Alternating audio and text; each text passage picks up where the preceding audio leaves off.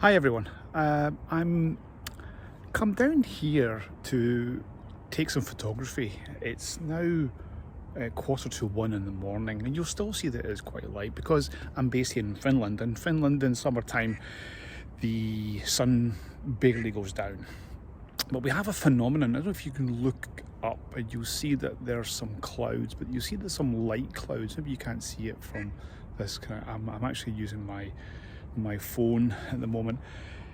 But these are actually special clouds. These are really unique clouds that only appear 2 weeks into July in the northern hemisphere, called Noctilucent clouds, and they're ice crystals that react with methane in the sky 250,000 feet high.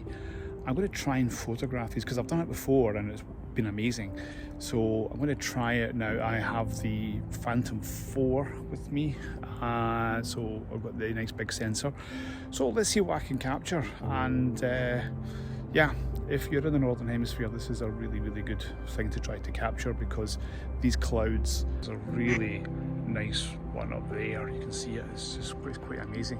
So if we can capture this, I won't take video with the drone. I'll only do it with